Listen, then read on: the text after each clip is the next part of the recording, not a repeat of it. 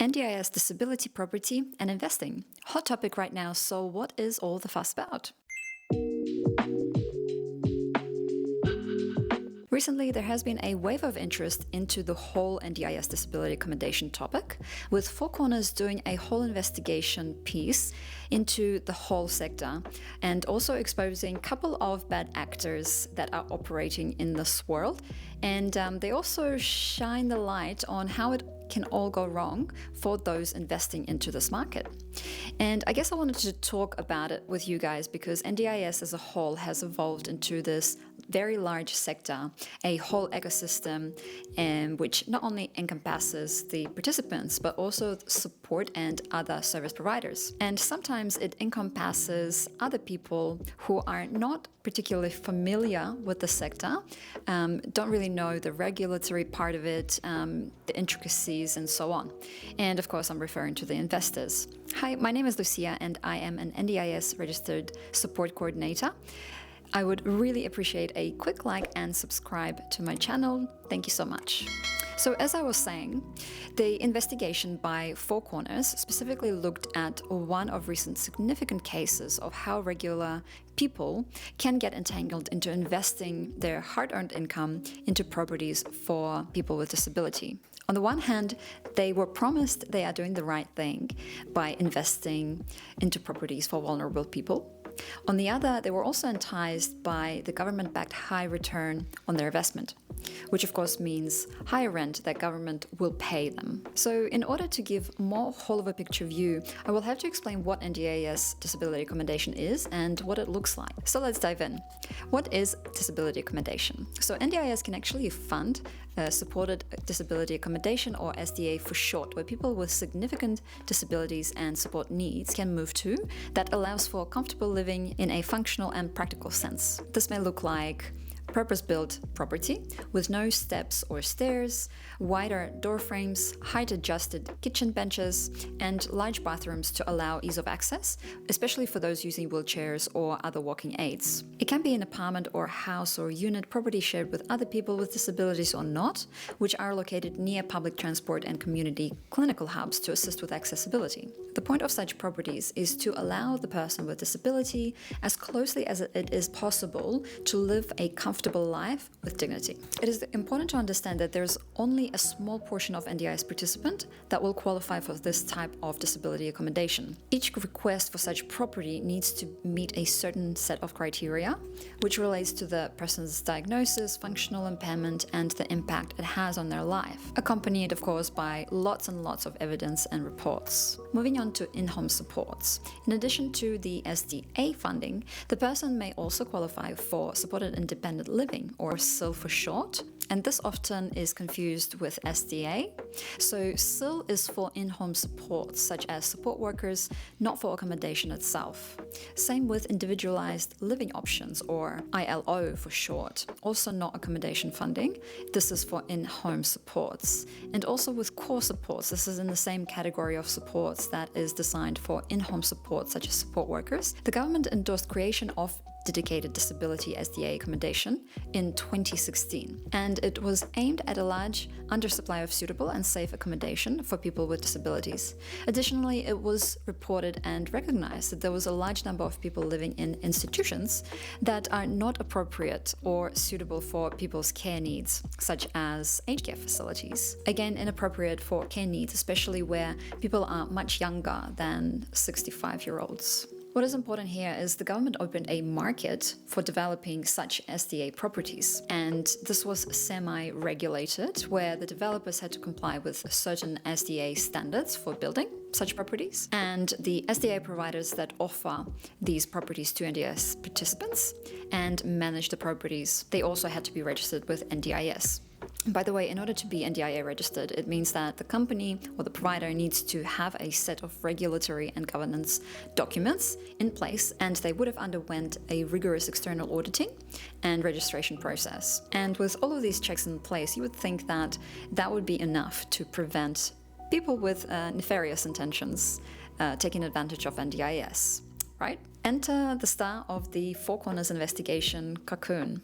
a company operating since 2013 under Horizon Soul Solutions Australia Pty Ltd, an NDIS registered provider that grew very quickly and started many other Cocoon associated businesses between the years 2020 and 2024, including Cocoon SDA Accommodation, Cocoon SDA Homes, Cocoon SDA Care, Cocoon Lifetime Care, and even Cocoon Franchise. So these companies offered a myriad of services, claiming on average a whopping 50 million in NDIS funding yearly in the last 4 years. One of the main streams of income for Cocoon SDA was positioning itself as a SDA home investment opportunity for regular Joes or mum and dad investors. The whole broader market pitch across SDA was simple and quite intriguing.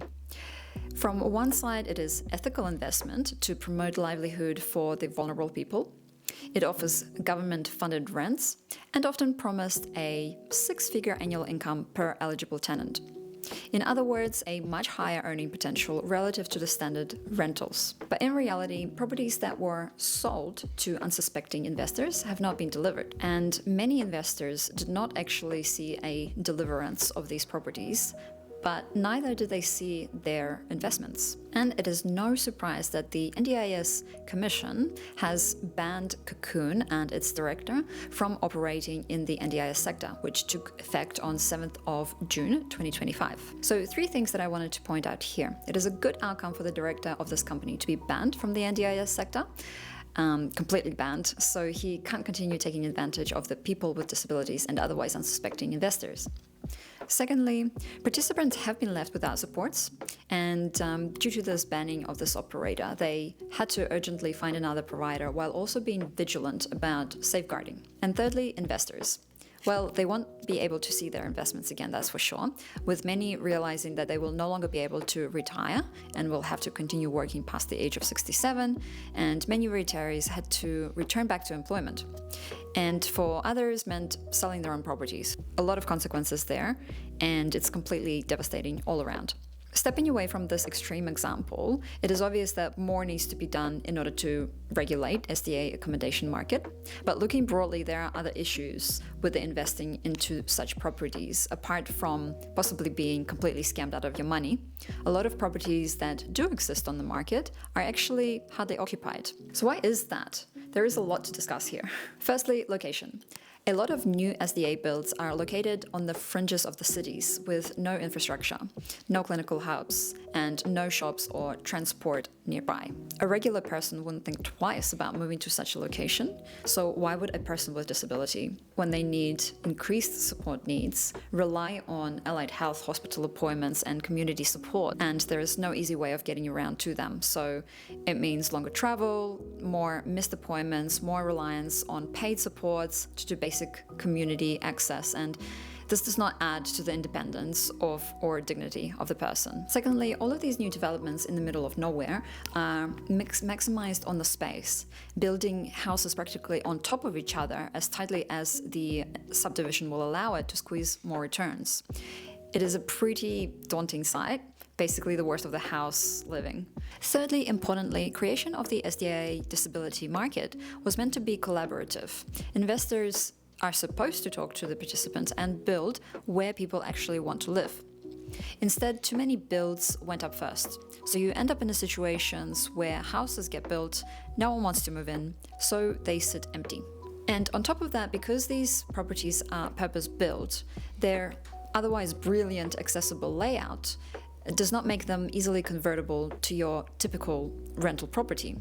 And on top of it, it is difficult to navigate for your regular renter. So again, same situation where homes sit empty because they are neither suitable for the participant and their disability needs, nor it is suitable for a regular typical renter. And I guess the bottom line is that the promise of government-backed rent is actually conditional.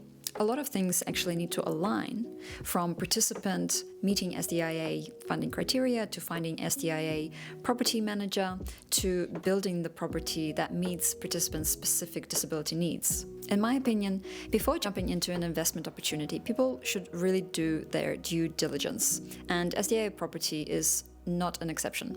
There are plenty of promises that sound too good to be true that are unfortunately abundant in NDIS space, and there will always be people who use just the right selling techniques and points to make this endeavor appealing. Further, I do think that current market is completely backwards.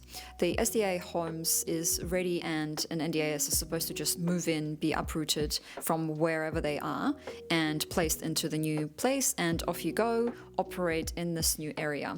Where, in my opinion, I think the original intention of this sector has gone unnoticed or forgotten, where the participants should have a say where their next home should be located. It may not be in the most prestigious suburb, but at least it can be somewhere where a participant is close to the clinical hub and all of the infrastructure that they need, and at least have some choice as to where they get to live next. Somewhere where they feel comfortable and can complete daily living tasks with easy access to hubs and community supports. And of course, investing into SDA properties the right way, in my opinion, is very ethical. It can be such a positive force when it starts with people, not profit first. When properties are built to real demand in connected suburbs, with participants being part of these discussions.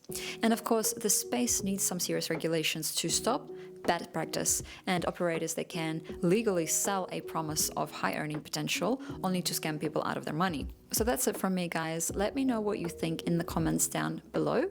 And if you found this video interesting or useful, please like and subscribe. Thank you.